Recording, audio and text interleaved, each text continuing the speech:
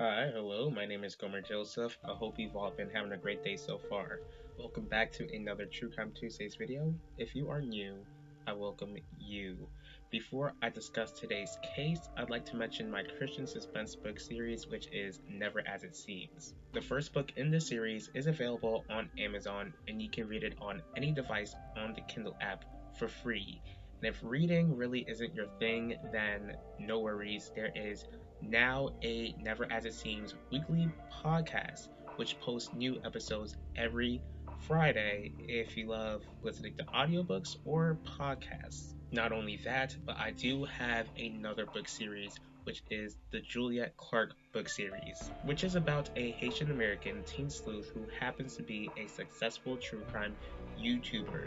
The first book in the series is titled Murderer at Heart, so the links will be in the description box below if you are interested. Today, I'll be discussing the unsolved disappearance of Karena McClerkin.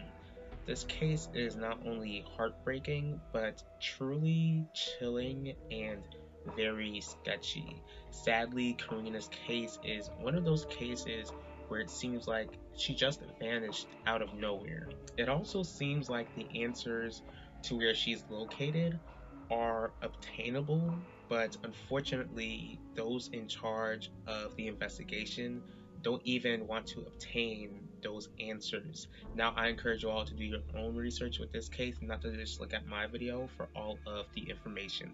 Here we go. Karena, who also went by Ree McClerkin, was born on September 26, 2000 in Kokomo, Indiana, to James McClerkin, and I searched all over the place, but I just could not find the name of her mother. I do know that Karina did also have siblings, and Karina was also described as a girl who was goofy, who laughed a lot, helpful, beautiful, bright. She spoke her mind. She was joyful and a joy to be around.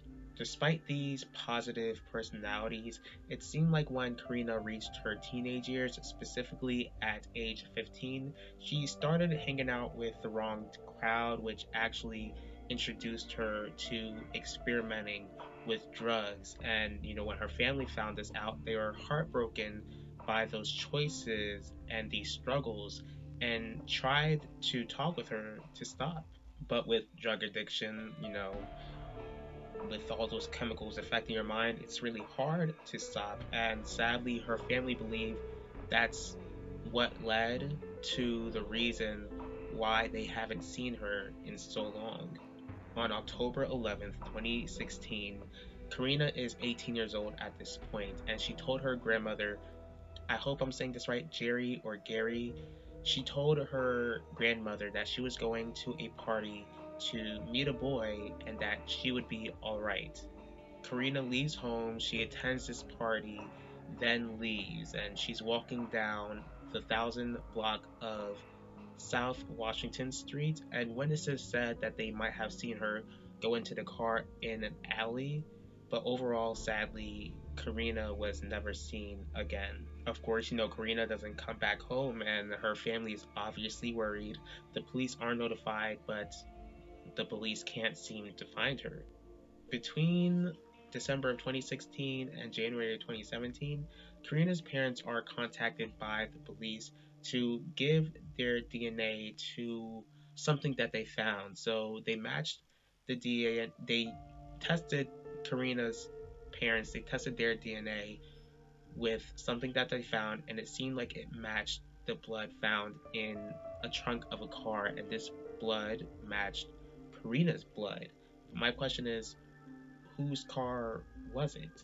And I'm pretty sure that the family was asking about this too, but the police, for some odd reason, never informed the family of who owned the car and never pressed charges against the owner of this car, which is very, very confusing. Like, you've got a missing girl, you find out that her DNA matches the blood in this mystery vehicle.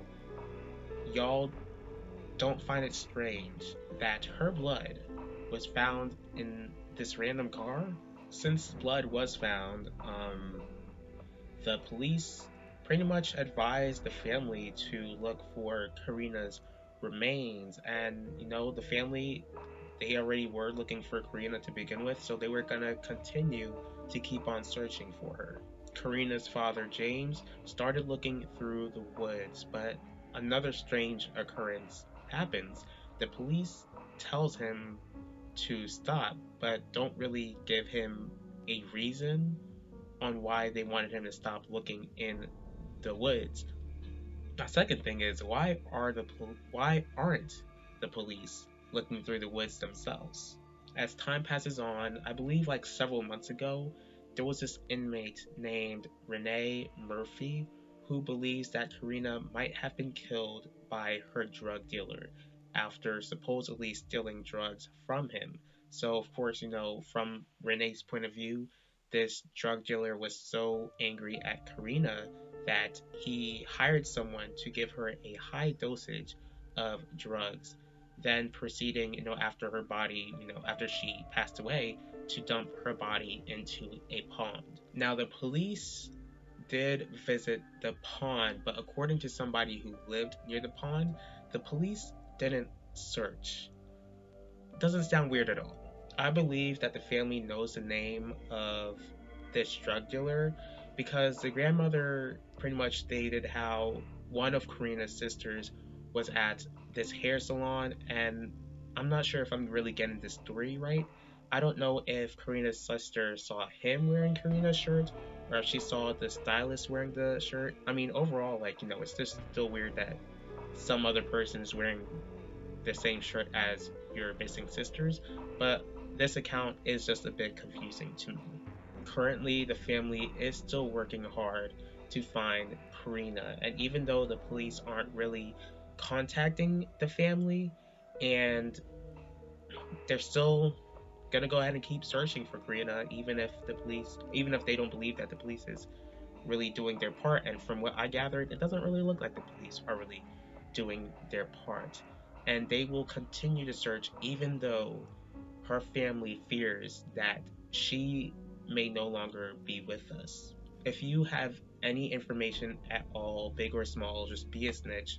Call 911 or call the Komoko Police Department, which is 765 456 7017. It's been almost 6 full years since Karena's been missing, and it's so unfortunate that her family doesn't even have any valid answers by now. Honestly, it seems like if this case was handled the right way, then it would have been solved like yesterday. My heart breaks for Karena's family because I know that they're heartbroken and exhausted that they still haven't found Karena after all of this time. I do pray that God provides them with the answers which they're searching for. The God that I serve, the God of the Bible, is a God of justice, and He knows exactly where Karena is. I thank you all for taking the time here today to watch this video. If you did like this video, please feel free to hit the like button. If you have any thoughts on this case at all, please leave your thoughts in the comment section below. If you'd like to see more videos from me, please feel free to subscribe and click the bell to be notified about the next video. If there's a certain true crime case that you'd like me to cover, go ahead and let me know. I will see y'all for next True Crime Tuesdays, and I will talk to y'all later.